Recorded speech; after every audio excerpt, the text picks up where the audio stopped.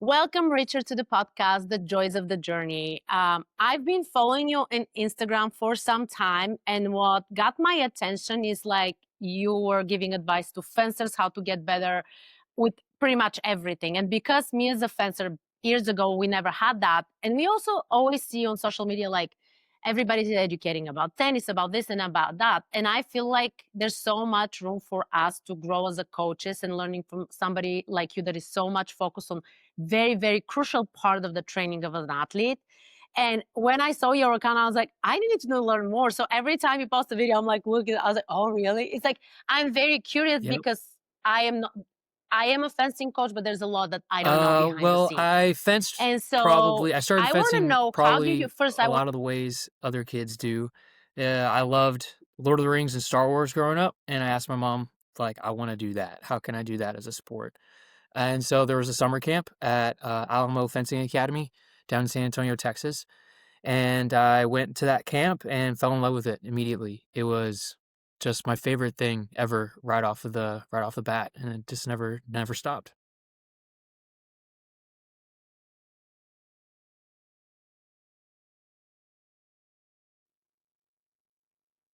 Yeah. Yeah.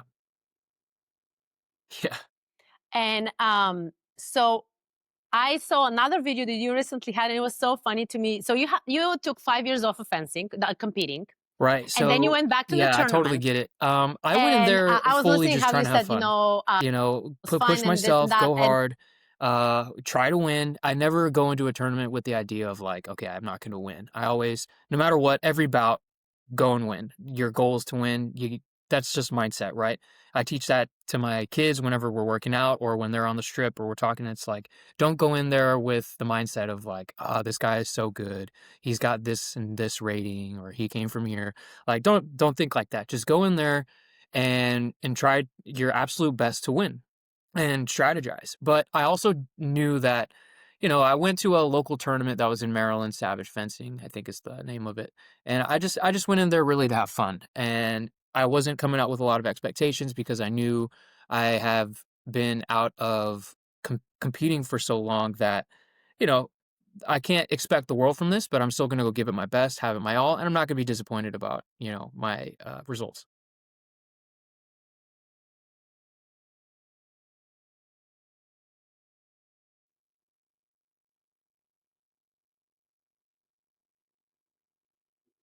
yeah. And isn't it interesting? Like when we become a little bit more mature, you're actually finding the joy of what you used to do, regardless of the outcome. I mean, of course, we're competitive athletes or whatever sport you're doing or whatever you're doing in life. But at the same time, you're starting to find little Right, joys that exactly. actually makes it It's a fun tricky instead of like, balance, right? I have to win. You And have if I to, don't what I win, tell and a then what? lot of the fencers in my club when they get frustrated at not winning, especially in practice, like we're not even in a tournament, they get lose a five touch bout with me or somebody else. They'll stomp their feet or like, get super angry. And I try to remind them, just play the game, right? Like, you go play basketball or play soccer with friends and you're just practicing or having fun, it's like nobody's getting that worked up over this practice round, right? They're playing the game. And I try to remind the kids around me and even just, any other adult that's out there, just play the game and it goes a lot smoother.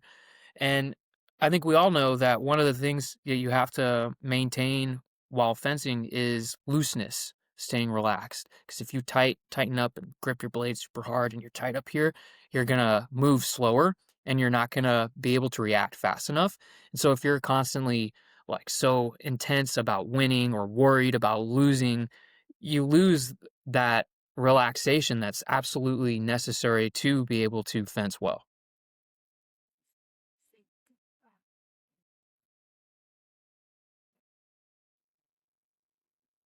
Mhm.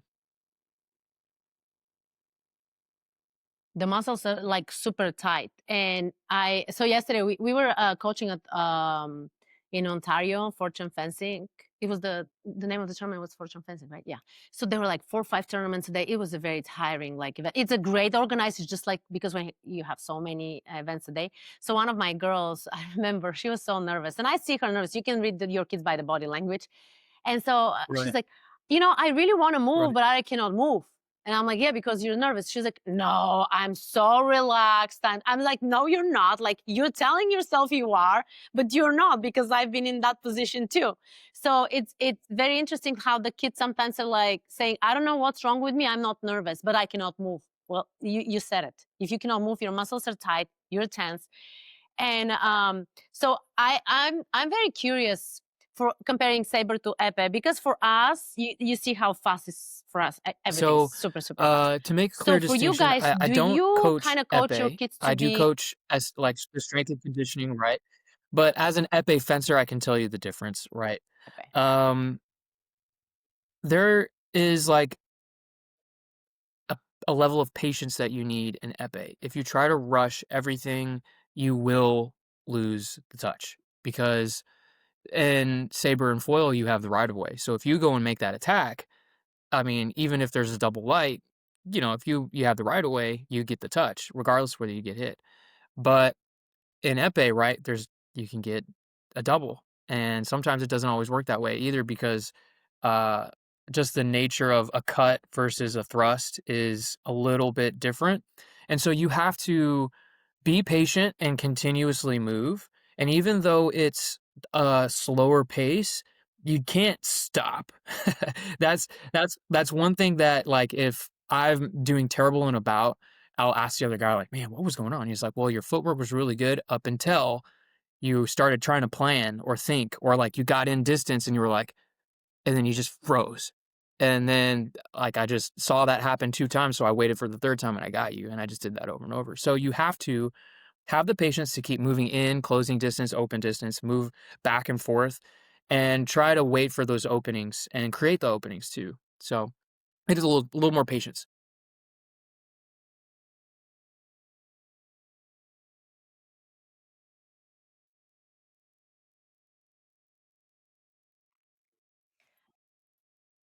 I was just thinking right Right. now, Yeah, we it's have it's to way different. do Actually, it's some pretty funny. I challenge saw one where of the you kids will who's on coach a Saber Saber.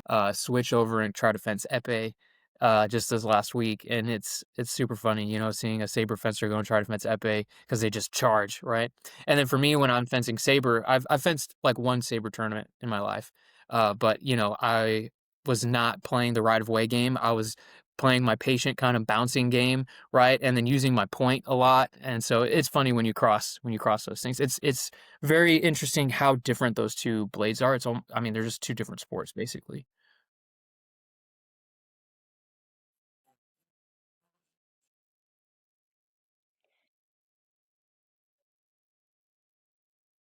Oh yeah, absolutely. So I remember, so I used to fence foil, by the way. The first 4 years when I started fencing, I was competing, I fenced foil. And then I had to switch to saber because my coach quit. And the only way I had to keep up in fencing was either choosing epee or foil, but I couldn't, my personality couldn't fit in with the epee. So I mean, from foil to saber or epee. Oh And I yeah.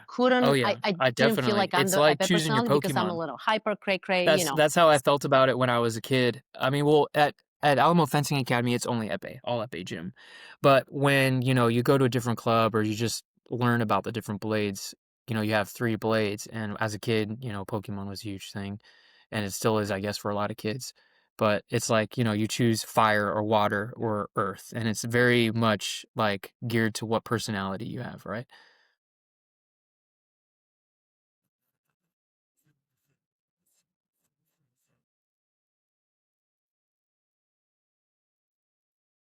Mhm.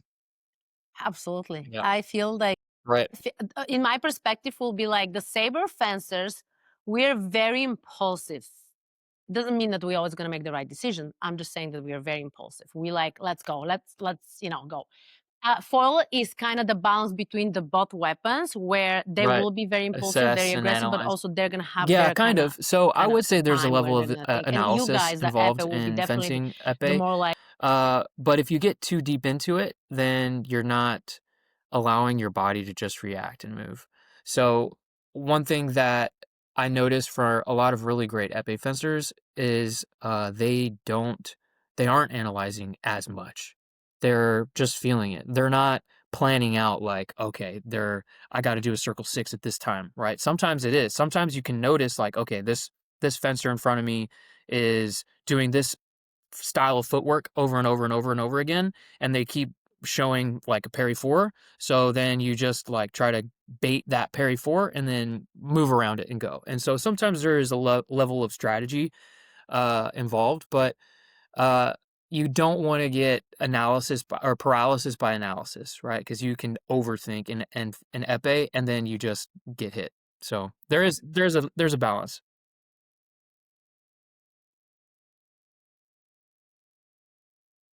Okay. Absolutely. Yeah. Yeah. So now we're Yeah, gonna go back absolutely. to actually It's what it made you a lot of start my doing life the has training, led me the to this, fencers and the and I'll tell that story. It's athletes, a and little what bit kind of I'm trying not to keep it too long, but when you hear about how my trajectory with fencing went and what I had access to, it makes sense of why I do, say, the strength and conditioning versus, coaching at bay. And so when I was a kid, I told you I had started at Alamo Fencing Academy, right? Went to the camp and I started fencing. It was around, I was like 11 or 12 when I first started. And then, like, it was during July, my birthday's in July. So I was 11, turned 12, like, during the camp. And so when I started getting a little older, like past middle school and into high school, my family was just running through a lot of problems. My mom was a single mom, worked, worked outside of the city. So she had to wake up super early and leave and not come back until super late. I lived with my grandparents my whole entire life. Um, and there just wasn't a lot of money in order to keep me going to practice. Right. So, we unfortunately just couldn't consistently pay for me to keep going to group classes. And that also just knocks out the ability to get new equipment, the ability to get private lessons, the ability to go to tournaments because tournaments can be expensive, especially if they're out of your, city. And for my mom who's like working constantly and even on the weekends, right? Like what time is there? Um and so that made it really hard for me to stick with fencing consistently enough to where I could get really good and be like some of the high school athletes that I've got who are, going to NCAA. And I'm so proud of them. But it also it gives me the perspective that, I see the other kids in the class and I try to remember where I was, like sometimes like if they don't show up to practice, it's not always because like they don't want to or they're lazy. Sometimes there's other stuff going on. And by the time I was 15, I had to get a job and pretty much pay for almost all of my stuff, my own things, whether it was my clothes, my food, everything. And so for a 15-year-old to have to pay for fencing is a lot, right? So a lot of times it just came down to like we just didn't have the money to go. But one of the things that I did have enough money to pay for was a $12 membership to Planet Fitness. So I would go to fencing as much as I possibly could, and Andrei Somorodov is the coach over there, and his daughter Oksana. I remember them like as my heroes when I was there because they just were. Andre is just this huge giant guy, super strong, and he had a really uh a big passion, and he leaned heavily into the training portion of things, like making sure everyone was super fit, everyone was super strong. You always had to pay your dues before leaving practice, so you had to go do like a certain amount of squats, sit-ups, and push-ups. No matter what, no matter who you were, you always had to go get that before you could leave practice every time. And I took that with me and I really loved that training aspect part of it. But since I couldn't really practice fencing outside, I took that to Planet Fitness. And my best friend at the time was also on the football team at school. I played football and soccer and other things too. I just love fencing more. But we would go to the gym together, me and him, and he would show me what they did in football, and I would show him what we did in fencing. So we had this mix of like strength and like agility and all that kind of stuff. And I really fell in love with that. And I took that with me into college. So when I went to college, I did not go on to an NCAA team. I'm from Texas, so there's no NCAA teams there at all. It's all sport clubs, which people have, weird issues with. And I can talk more on that, how I feel about that later. But uh, I couldn't, there was no possible way that I would ever be able to get onto a real college team because we just did not have enough money to have me go compete or get private lessons or anything like that. But I still loved fencing no matter what. Like, I just loved it so much. And so when I went to college, I was super happy that there was a sports club that had it. But it turns out, I had actually more experience than most of everybody, even as a kind of like inconsistent fencer, because a lot of them started just in college. So I'm coming from maybe like several years of fencing practice and coaching, even though it was very inconsistent, but I still had a lot more than what they had. What ended up happening was I became the president of that club and coached everybody, and I really pushed that whole club to get better, grow stronger. We would go to tournaments as much as we possibly could. And that's where my love for fencing and my skill really expanded because the sport clubs are a much more affordable way for a lot of people to get into fencing. You know, I'm a business owner too with the online stuff. And when you go to a fencing club, it's a business. You can't fault owners to have to pay their rent and buy the equipment and run these classes, right? So it can be expensive. But the sports clubs are subsidized by the school. So you don't have to pay that much money to go and get into a sport club. And so it gave access to a person like me who I just I love fencing and I've tried to do it as much as possible as a kid, but now it's like $70 for the year, the whole year, right? Or some people that maybe come from a really small town. I had a lot of these where they were like, oh, they saw fencing on TV or in the Olympics and they thought it was really cool, but there was no fencing club in their hometown. So when they came to college and there was a sport club, they joined there. So I took this like ragtag group of like kind of fencers who didn't have much coaching, didn't have anything, and we grew it. And I taught them a lot about the S&C and I taught them epee. Eventually we had people that were really into saber, and there was fortunately one other saber coach in our town who she would come in and coach us every now and again.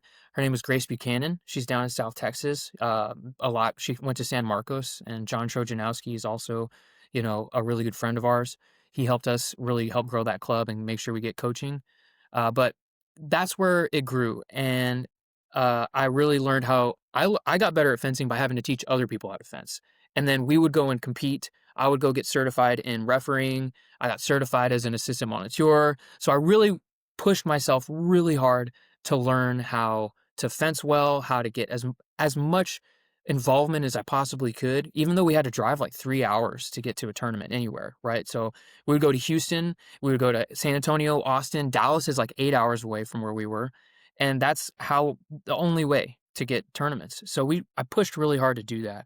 And the strength and conditioning that I got from Andre, I took into that club and grew it. And I was studying business, so I took everything I learned in business and used that to grow that club. And uh my probably proudest moment wasn't actually me competing, but in my final year before I left was I brought the very first fencing tournament, the Southwestern Intercollegiate Fencing Association tournament, to my college. It had never been done before. And SWIFA, that's called SWIFA. In Texas, we have Southwestern Intercollegiate Fencing Association because we don't have NCAA.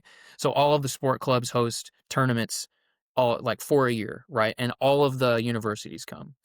And it could be a pretty heavy tournament because, I mean, San Antonio has a pretty good amount of fencing. If you go to Olympian fencing gym, you're fencing with the UIW team, and that team wasn't alive. Like the UIW Incarnate Word team had not been formed while I was in college or until later.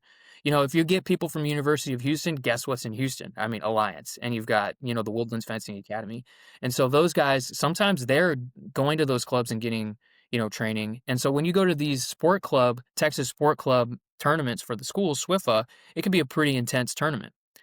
And my crowning achievement, the thing that I'm most proud of, was being able to bring that to my college. And we had 6 universities, 300 competitors, all 3 blades, team events.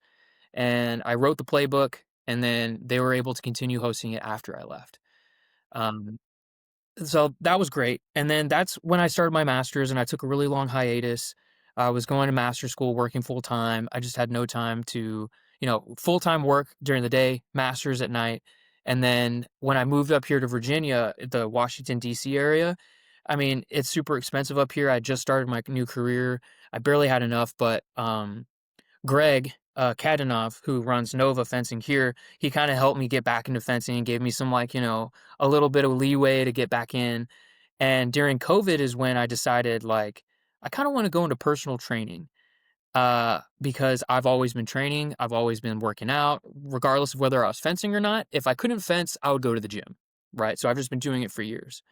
And I realized like during COVID and lockdown, we're remote. I was like, man, I'm really missing seeing people in person.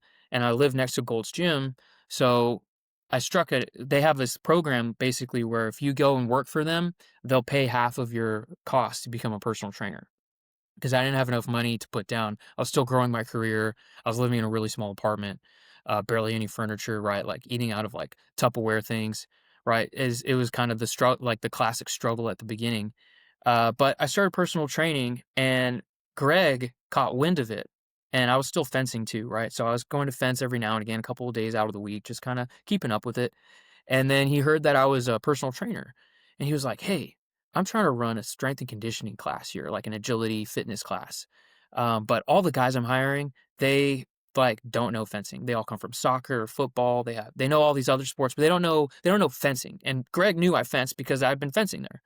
And he was like, "Would you like to run the class here?" So I started a class with like 4 girls who are like basically half of them were pretty much with me up until this year. Last year, one of them left to college. Another one just walked on to her NCAA team. I still got Isabella and Jada. Those 4 girls and Kat is probably also was in there. Kat is in she's an adult fencer, so she's like 26, 27, but she's in a lot of my videos. She was there back in 2021 in my first class. All we had was kettlebells and like a set of like maybe 10 kettlebells and jump ropes. And as we grew, the fencing club grew, and now my class is like 35 kids, and I have an assistant coach that helps me with the class. And it just grew. That's just kind of the I know that was a long story, but that was the trajectory is that I didn't have a lot of access to fencing as a kid, but I loved it. But the thing I could pay for was going to the gym. So I just kept going to the gym. And Andrei Samardov like taught me like the love for exercise and training hard. And so I took that with me all through my life as much as I could keep, and I kept coming back to fencing, kept bringing that aspect to it. And then once I had this opportunity presented by Greg, I took that, grew this class, and then eventually I was like, well, maybe I should share it with more people, and that's when I started my Instagram page.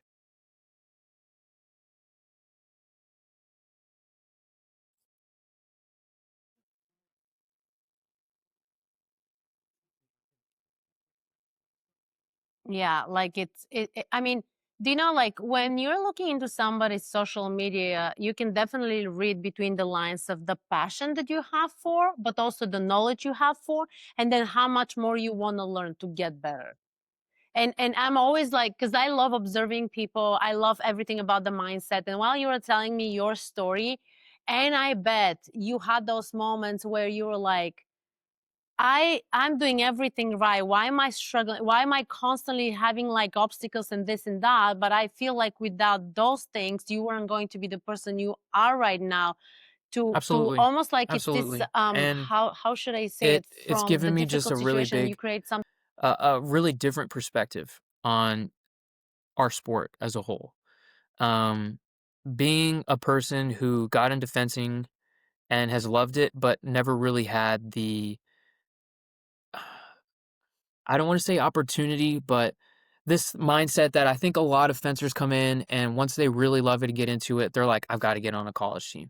I've got to go, like, you've got to go to the top. You've got to be the best. You got to go. And I'm like, for me, like, that does sound awesome, but it was just never a possibility for me. It was never going to be a possibility for me. So, what I just focused on was going in there and doing my personal best and like enjoying the stuff that I liked, which was the athletic training part, and then just going to fencing and taking that athleticism and using it in fencing and just having fun with it. And the fun part doesn't mean that it's less less than it's not less stakes because if I go to a tournament, I'm still trying to win. I'm still trying to go for it.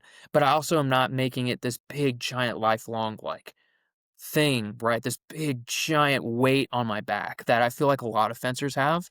And I think fencers if they don't if it's like, oh, you're fencing but you're not trying to go to the NCAA or you're not trying to be at the top level, then it's like you're not doing it like the best, you're not doing it the most. And it's like I think we need from my perspective to recognize that there's some people that just want to come in and play the sport and do and have fun and do that part.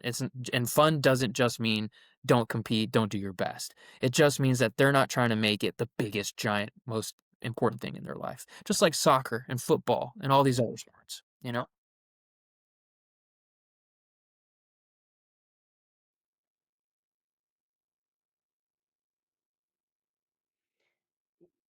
Absolutely. If you watch one of the videos I created, I think it was last week, because for the longest time I constantly see how social media promotes Olympians, world champions, which I absolutely admire. I Nobody should get me wrong that Yeah, I don't always. think they worked so hard, but then I'm thinking, I was literally doing a research. What percentage of the athletes are becoming Olympic medalists or world medalists? And it's less than 1%. And that's why I'm always telling the kids, like, what about the rest of us? I was one of those 99% where, yes, I had big dreams. I didn't go to college with fencing. I didn't become a world champion, Olympic champion, and I didn't go to the Olympics at all. So where's the mindset? Where's the healthy mindset for all of us? Are we not good enough? Are we Yeah. secondhand? And that's why I feel like everybody needs to start kind of twisting the things a little bit in perspective. Like, we Mhm. need to show those kids that we are going to be fine. We're going to have a beautiful and successful life. We're going to be happy for. I am grateful for every single thing. At the time, I thought it's nasty and the universe hates me. And, like, you're going into those kind of mindset moments where you're kind of depressed about it, because you're like, I work hard. I know my parents don't have the money, because I was in a very similar situation. And usually they're saying good things are happening to good people and whatever, you go with that. But sometimes you have to go through those things, because now me and you in our own platforms can share our experiences. The kids can relate to us and the parents can relate to us. When I see somebody signing up at the club for fencing, I always say, I want to make sure the kids love the sport. You love the Exactly. sport. Don't always focus on the IVs and everything Mhm. else, because not everybody's going to go there. And I don't want them to think that their value is based on the results or based on the college, but the teammates they have, the relationships they create. And the bottom line is, sports are shaping you. Regardless what sport you're choosing, there should not be a kid not doing sports, regardless if they're Mhm. good, regardless if they're coordinator or not. Pick something. There's so many sports that you can pick. Pick something. With our own kids, with Chris, Yeah. we have three kids, 17 and a half, 13, and 7. I said, I don't care what sport you pick, you will do something. Yeah. But they're always going back to fencing because they grew up in the club. And our oldest didn't become world champion, national champion, Yeah. but he I learned totally so agree much through the because process that I there feel is like that he's expectation good. for And I think now our in middle fencing child where was you the big. join and you've got to go for the top level, and if you don't, then you're less. And that's just not true. And I'm not saying that we shouldn't encourage the ones that are really great and do want to go for it, and we should absolutely support them. But at the same time, if somebody else isn't shooting for that or not like able to, then it doesn't mean they're less than. And this gets me back to the sports club idea, right? Is that I see it from being a person who went to a sports club and as somebody who has been a part of like a solid fencing club, a fencing gym with coaches. Because the sports clubs, sometimes they have coaches, sometimes they don't. Sometimes they have skilled people, sometimes it's just brand new people straight from college. So the thing is, like, a lot of a lot of fencers will look down on the sport club people, like they're less than, like they're playing make believe or something like that. And I just think it's not a healthy thing for our sport to hold on to that image as if it's like bro, they love the same sport as you. You're not gonna go to a pickup soccer game and, like, look at the other people like, "They didn't play D1 soccer. That why are they out here kicking a soccer ball? Who are these guys?" Like, all, like, uppity, like, "Bro, just be happy that other people like the same sport as you and maybe help them out a little bit." Right? Like, and maybe you don't know if you go into a sports club how good those fencers are. Maybe sometimes they are, usually, yeah, they're gonna be pretty fresh. They're gonna be like the kids that you get in the sport in your, fencing club. But sometimes you might get a person like one of my students in my class. She's going to William and Mary. Her name is Emily. She's been fencing since she was, probably like 10, 8 years old, whatever. And William and Mary does not have a fencing team other than a sports club. And I was talking to her and she was like, "Oh, yeah, I was thinking about joining the sport club, but, I'm not sure. It's just a sport club, right?" And I was like, "Listen, man, like it's fencing. Like go and you'll probably become the coach, but that's not a bad thing. Like you'll still fence with other people and you're going to have a great time and you're going to go and compete still and you're going to get to learn more about fencing because you're going to have to teach somebody else. And when you teach, you end up learning more. And at the same time, you don't know who's going to be in that sport club. You might see a person exactly like yourself. You started fencing when you're 8.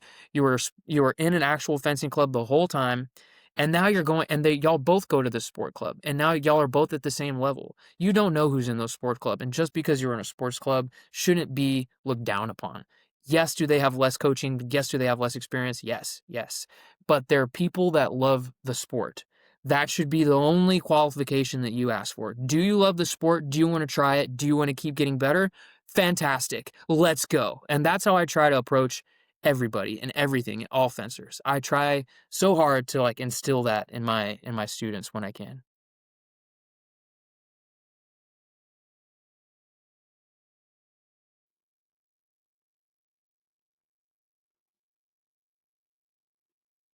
But I feel like you discover something that not many people see is like my goals and your goals may be very, very different, but it doesn't mean that we are less of an important part of the community or whatever that is. Um, I feel like because now so many years Yeah. after I stopped competing, now I have 3 kids of my own, the business, I'm getting older. I mean, I would say more mature. I don't like the word older because you can be older and still be a little stupid, you know? But I sometimes we talk with Chris a lot about what is our goal, and I always say I just want to be happy with who we have become and what we have built, not necessarily like if we have a student winning Olympic medal, that's going to be great. But then again, I have the same life. So what is the value that I give to the next generation of athletes and parents and I always want to make sure that the kids leaving the fencing club know that like regardless what they do in life they can be happy and they don't have to compare their life and their part of success or whatever that is. For some, success is learning how to cook a chicken, and for others might be a medal, and for third person will be to learn how to plant flowers. And I think the Yeah. whole thing of comparison Yeah. is killing Yeah. it's killing like the whole like Yeah. mindset for the kids because they feel like I have to become a doctor because my friends are going to medical school. I'm like, you don't like blood. How are you gonna become a Right. doctor? Like that's what we Yep. all different. I Absolutely. know I it's try to like instill that same and you thing can see many in people my who are strength and very conditioning. That miserable with thief of what they comparison, do, that but they like thief of comparison or quote, whatever it is, or comparison is the thief of happiness. It's like in in strength and conditioning, us in like in the fitness world, Instagram has also blown up a lot of expectations. I've got to look a certain way. I've got to lift this certain amount of weight. I've got to do these kinds of exercises, right? And then when the kids come into the class, and even on my online clients, the online clients it's easier because they're not looking at other people, on the app, but they might be looking at other people in the gym. But regardless, what I try to focus in on is do like 1% better than what you did last week. Don't worry about if that guy or that girl is doing more push-ups than you or running faster. You've got to improve you, and that's the metric. You look at what did I do last week and can I make it just like one incremental step better? Can I just go one little tiny step further? It's not about if, oh, well, he's lifting 50 pounds and I only lift 20 pounds. So I'm going to go and try to pick up that 50-pound weight. Like, bro, that's not how you do that. You do like you keep it at the 20 and maybe do some more reps, or you go up to 25 and do a little less. Like you go on your track and like you make yourself stronger or faster at your incremental pace. And you just stay consistent at that and you will stack. But that's the thing is also in strength and conditioning, fitness and all that is like everybody's on their own journey. Everybody's got their own abilities. Everybody's got their own strengths and weaknesses. And the only thing that you can really rely on is looking at what was my progress last week and how can I incrementally improve this week. And then as long as you can look at yourself and your resume and look at that, you'll find that happiness.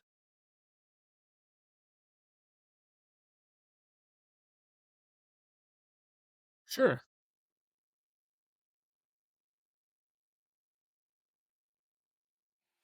So now we're gonna go back. We're gonna go to the workout suggestion and things, your expertise. So, what will be your suggestion for a athletes to preventing injuries? Something very summarized in a, Two sides of that. like One side is suggestions. the If strength and I'm conditioning, telling you, and the let's say other I'm your side might be the client, fencing and practice, but I lean on the strength and conditioning side. On the strength and conditioning side, I always recommend everybody try to focus on a balanced approach to all of your muscles. Just because you're a fencer doesn't mean you always have to work out the extension, right? Because if you just extend, extend, extend, and then you go to the gym and only work extension, no wonder your elbow hurts, bro. You're never pulling, right? We have pushing muscles, we have pulling muscles.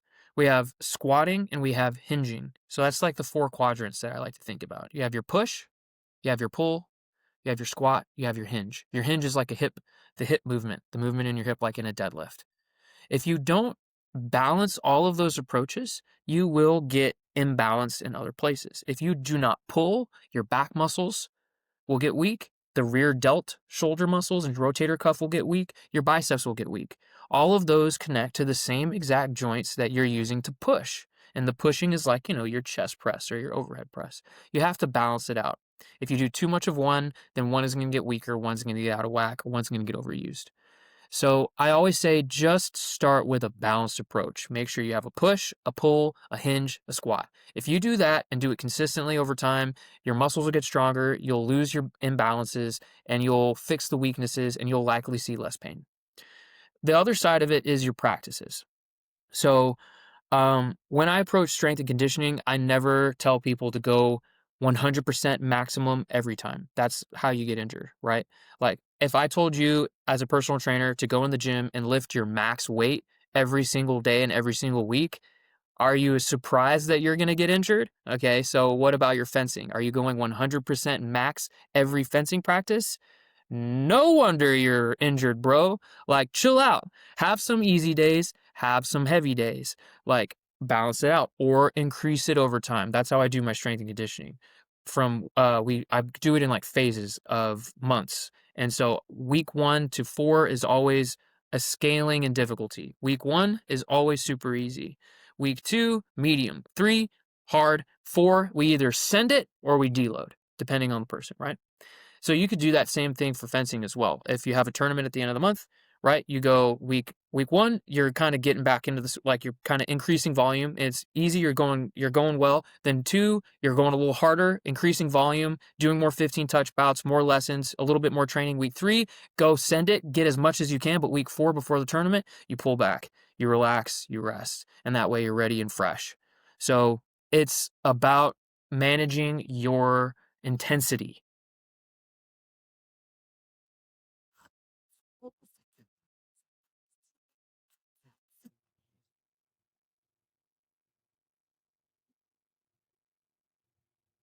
yeah. Ooh, So now it's okay. gonna be interesting That's a question. good I was one. like, I wasn't sure if I should message you Yeah. before I ask you, but I'm just very curious. Yeah. Overrated landmine What is the stuff. most underrated Fencers exercise? love landmines. Like where you have the barbell and it's like stuck into the ground and you do it at like an angle. It's so good, but it's not like the end all be all. Just because it looks like a fencing extension doesn't make it that great. Like it's cool, not that cool, guys. Not that cool. I would much rather you just do an overhead press, do overhead pressing, and do horizontal pressing like a press. I mean, and then you throw in the landmine press as like an accessory. It's still good. I wouldn't say it's bad. It's just overrated. Uh, Now underrated sprinting. I don't feel like fencers sprint enough, especially saberists. Have you? Okay, so I mean, anybody who's listening to this, or even you right now, Google search what a flesh looks like and then Google search what a sprint looks like and tell me if you can spot the difference. There's not very much. They're dang near like you're both going like this, right? Like this and the legs are crossed. It's the same movement. And at the same time sprinting is pretty much the most explosive movement or thing that you can do as a human. The level of force that is produced in sprinting is higher than any strength movement that you can do. So, like when they measure like how many newtons are pushed out when you're doing a squat or a deadlift or even a clean like an Olympic lift, it's probably around 3,000 to 3,500 newtons. A sprint is 4,000 and up. So, like, if you're talking about trying to train for explosiveness and like fast twitch muscle fibers, sprinting is like king. And it also involves the relaxation of the upper body. Because if you're real tight up here, you're not able to move. And that's very similar to fencing as well. You're exploding with your legs and trying to stay relaxed in the arms to maintain form. It's key for a lot of my programs, for all of my clients, all of my classes. Sorry, excuse me. It's key for it's key for all of my clients, all of my classes, all of my programs, all my students. We are sprinting. If explosiveness is a problem, you should go sprint. And then you do maybe some change of directions.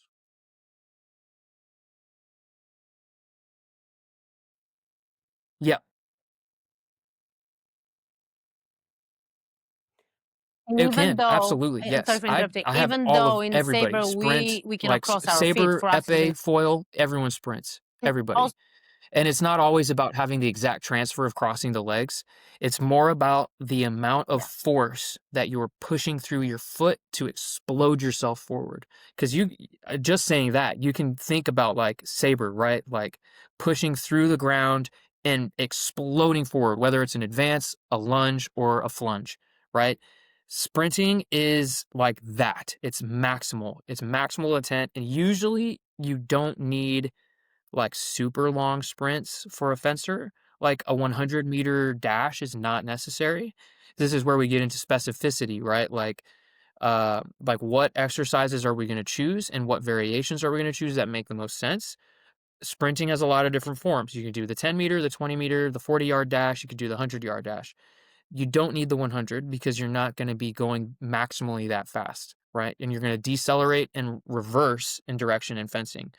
What I prefer is 10 to 20, and then sometimes if you wanna get into, like, the 40-yard dash, just because, like, you wanna need maybe sometimes they need a little bit more distance to really feel that maximum velocity, and also because it's fun too. I mean, it's good. It's fun to, like, get that fast over that distance, but 100 yards, like, that's just unnecessary. At that point, it's just you don't need it. So a 10-meter to 20-meter sprint is so underrated for fencers. I don't see really anybody else in the sphere pushing sprinting, for fencers.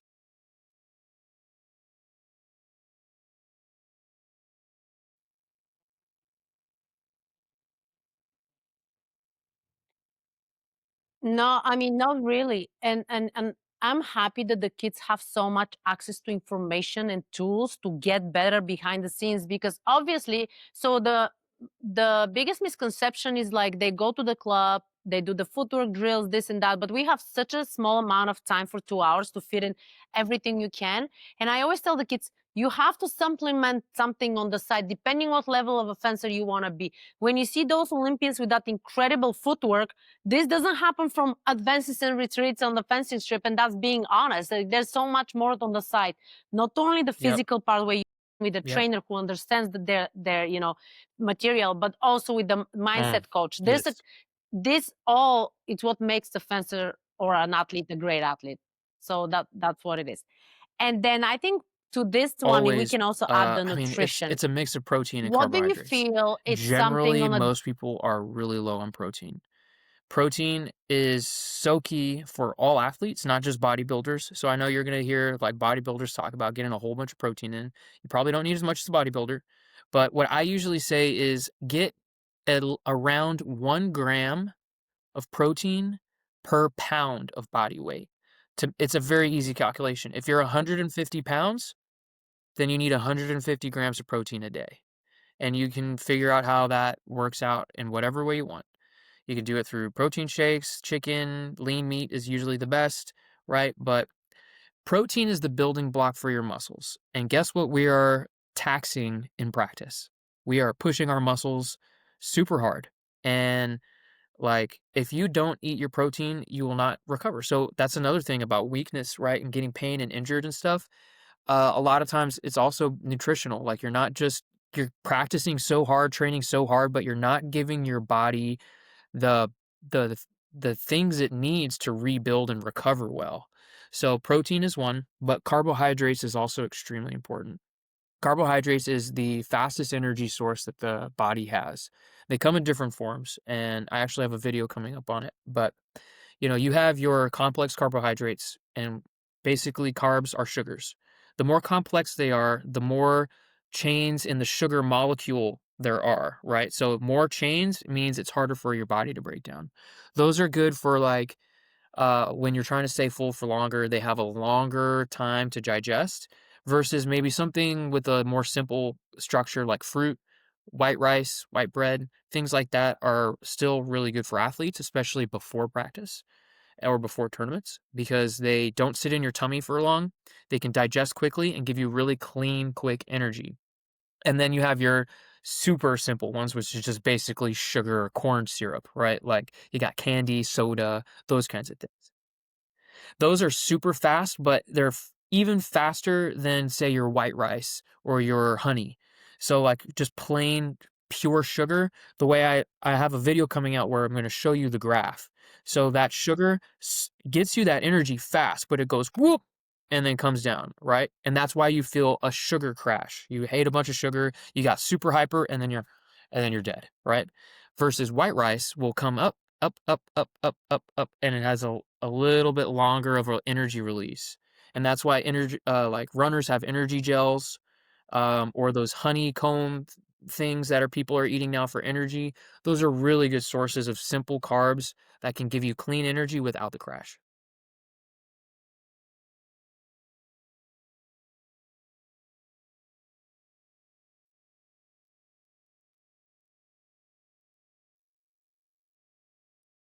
So I noticed with our middle child, Nicholas, he fenced Y12 last season. And on one tournament, usually he never wants to eat anything, but I see him gassing out after the pools. He's starting the D, and you see that like he's barely like making. And I'm like, Nicholas, you need to understand that as much as you don't want to eat because whether you're nervous or whatever that is, we got to Yeah. figure something. Oh, those are So good. I Yes. do remember, and that was the craziest thing that I noticed. So the pool was done.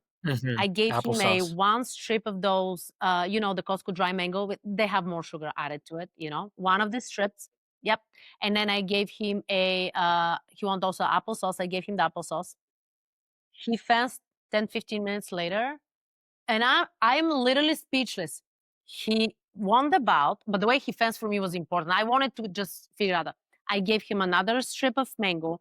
He ate another applesauce. And I'm like, oh my gosh, we cracked the code. Like, because I do know kids are feeling like nauseous. Some kids do feel nauseous because of the stress and stuff. But I tell the parents, you gotta figure something out. You gotta, because the electrolytes, the hydration, and the snack that the body needs, and the craziest thing is, like, I remember I was watching Lee Kiefer's interview, Yeah, it's or because it you're was a doing video so she much created. I don't activity. remember. It was a year We're ago, doing 2 years ago. so much. What I It's eat, so much, and that's what I also offer, like, my clients as well, girl is, is like, eating that like 5 information times on what what I do I think. eat before and during a tournament. And the feedback that I get is like night and day, just like your story. You make sure that you have some kind of fast acting, quick carbs at least every hour while you're competing, and your energy is going to be clean, it's going to be constant, and you're not going to have that crash. It's the fastest, easiest thing that you can do to immediately gain more energy for a tournament is just have those simple carbs like applesauce or fruit or the energy like runner energy gel things in between every DE. Like it'll change the game.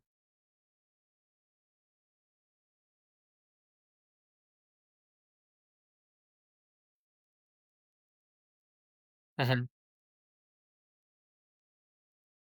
I agree. And also another thing that I suggest to the parents is when the kids are training and they never tried electrolytes, they never tried anything. And all of a sudden, in the tournament, they're bringing all this back huge with stuff.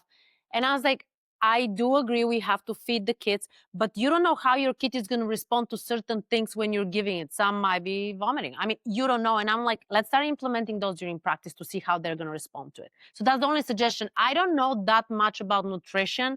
I do want to learn so you have a basic knowledge as a coach. But also, our oldest son was diagnosed with type 1 diabetes when he was 5.5. So me and Christian had to learn from a very young, when he was very little, like we were looking at the graph of his sugar, what he eats, how it spikes, and this and that. So we understood a lot about it and knowing how much it stays. And Chris, Yep. what was the thing? Was it pizza and something that he was eating was staying there for like ages, and we were like freaking out. But then we understood that like this is what our bodies does if we eat this and this and that. So there's a lot for the parents to learn, and I feel like they need to find a way to educate themselves, to educate their kids, because also us as a coach, as me, I'm spreading myself so thin that I don't think I'm the Yeah, perfect thank you, person to and be I'm asked, but certified. I somebody will put like that out you there. I'm a who sports, studies this. nutrition specialist, so I've done the homework, and I've done taken the test, Somebody and preach. I've also put it to use, and it's really important. It's really important, and it's a really immediate change when you start getting the nutrition right.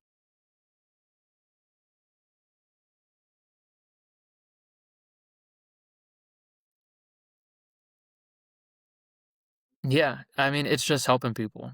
Just helping people. I Absolutely. love helping people. I love getting What the keeps you feedback from motivated? people and hearing how much I've helped them. Uh, when it was just in person, I remember a very specific time where one of my students in class, Jada, she's about 14 or 15 now. She's probably 15 now, but she was 12 at that time, maybe 13. And she comes up to me and she's super excited. And she's like, "Hey, Coach Rich, Coach Rich, Coach Rich, guess what? We just had our fitness test at school and I did like 20 push ups and I beat so many of the boys." And it was like, she was like, "I just wanted to let you know, like, thank you. It was all because of you. And, I just really appreciate it." And I was like, whoa, that was that was, like, hit my heartstrings, and as a personal trainer and coach, like, you just get that experience a lot, right? As at lea as long as you're good. As long as you're teaching people healthy things and good things and really care about their progress. Um, I love hearing that kinda stuff, and I love helping people because I wished I had that same help when I was a kid, and when I got it, I really appreciated it, and so that's why I lean on the strength stuff is because I just love it so much too, and I'm really good at it, and I'm really good at coaching it. And I just know when I was a kid, if I had somebody more dedicated to teaching me all of these proper strength and conditioning tactics and nutrition tactics, that I would just have skipped so many years of like trial and error and like making mistakes and getting injured and having problems and struggling. And so I'm just so happy that I can go back and give that to other people, no matter what age. Like I'm helping people that are my age, that are older, that are super young. I have one client that her Beatrice, she's in vet 50s or vet 60, and she's a beast. And she would go to the gym all the time and tell me like, I'm just working so hard, but I don't think I'm getting stronger. But once I started coming to you as my coach, it was just like you showed me how to do it. And like it's a game changer. And then it transfers over to your real life because if you're vet 50, vet 60, like fencing isn't like your main thing, right? And she told me a story where she was coming home with her friend and their neighbor who was, a little more elderly than they were fell. And when somebody's older falls, it's a very scary and big deal. And like they're two women, and Beatrice is maybe like 5'3", 5'4", and the other lady is about her same height, and he's kind of a larger man. And they're really scared, like, "Oh my gosh, we're gonna have to call 911. We can't get him up. How are we gonna get him up?" Beatrice like puts out one arm and she's like, "Come on." She grabs him and he takes her arm and she said, "Richard, I just pulled him up one arm and he just stood up and I just got him." And her friend was like, "What the heck?" And she was like, "You're so strong, Beatrice." And then Beatrice came back. She's like, "That was you, Richard. You taught me how to be strong. You showed me the way." So it's like, it's those things that it's not, it does help with your fencing, but it helps also in every aspect of your life. And it just like improves everything about you. And it's so good to just help people achieve that. That's what motivates me.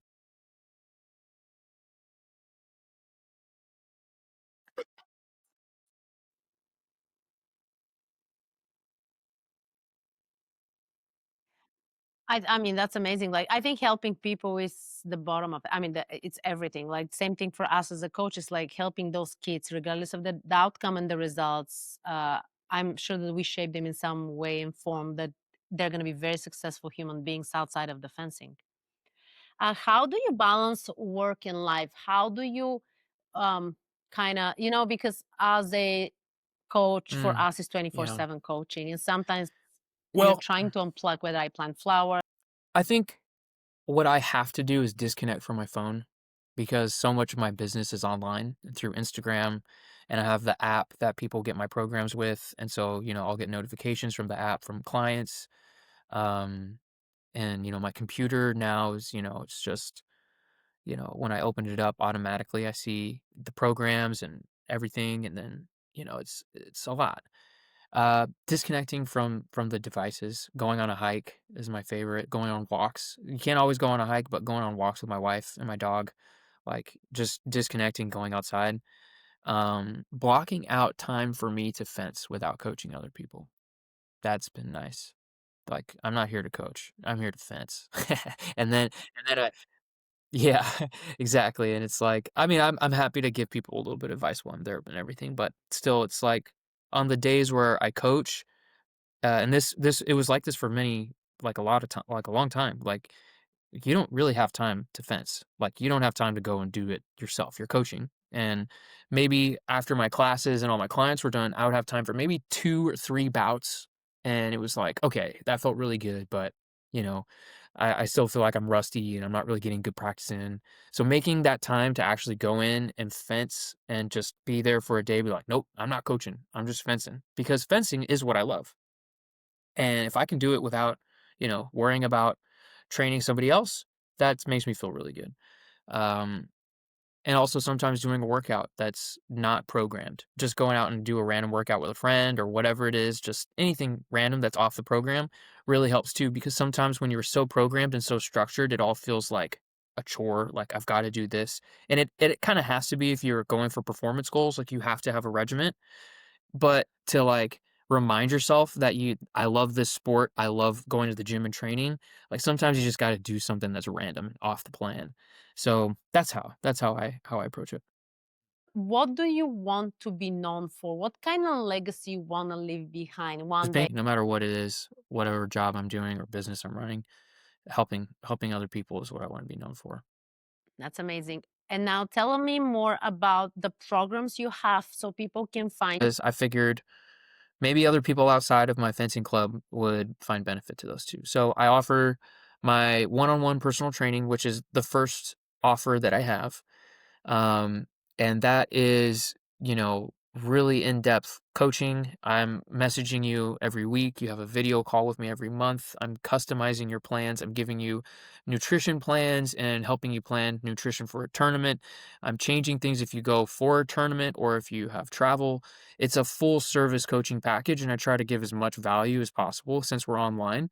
I'll also do video tutorial review, like video reviews. So you send me your videos of your exercises and I help you correct your form in that format. And that's what I've been offering for a while. And then I noticed that a lot of people just like me, couldn't afford all of that, right? They didn't have the ability to pay for those things, but I still wanted to help them. So I started offering this free programs, and that's always on the link in my bio. You could always go there and you can always find a free program. I'll always put that up there. And it's a full month of training. So it's generalized for anybody. It's a Google Sheet, so you can download it to your Google Sheet app on your phone and then track it. It'll have everything you need. And, I've linked the YouTube videos and alternative exercises if you want to swap it out. So I try to give you as much value in that free version. But I am about to release a new set of programs, which will be kind of in between. So it's a step down from the one on one personal training, and it's going to be more of a kind of like group setting type thing where you get a pre made program, whether your goal is explosiveness or endurance or a hybrid of the two. So if you feel like you're slow, you're not explosive enough, I have a program for you. If you feel like you're kind of gassing out, too tired, don't have the endurance down, I got a program for that. If you feel like you just need both, there's that third option. And you'll be able to download that, have full access to those, full video tutorials, do it on your own time, on demand, and things like that. And that'll be kind of in the middle. This is amazing. I'm sure that the kids and the Feels parents like a Monday. will reach out and whatever questions they have. I really want to thank you so much for your time to spend with us in this beautiful Tuesday. I was going to say Monday, but I know it's Tuesday morning. Yeah, we just came back yesterday from tournament. I wish we had Sunday to rest, but unfortunately, no. But I really appreciate it. And this is not gonna be the last Really. time I see you in the podcast, I'm sure. And hopefully we can actually do some fun exercise or something together when I see you in tournaments or if I stop by at the club one day. But I wanted to tell you that also I met some of the kids that you're training at Nova Fencing. They were at the Boston camp. They're amazing kids. I had a lot of fun chatting with them. I don't remember all their names, and I was constantly apologizing. But yeah, they're incredible kids, and I'm sure that they're gonna have so Yes. much like success with you being by their side and the club and the coaches and everything else. And I wish you guys nothing but the Thank you best. so much. It's been And a yeah, pleasure to and be we're here. gonna keep chatting Can't with wait you for the next behind one. the scenes on Instagram. Bye.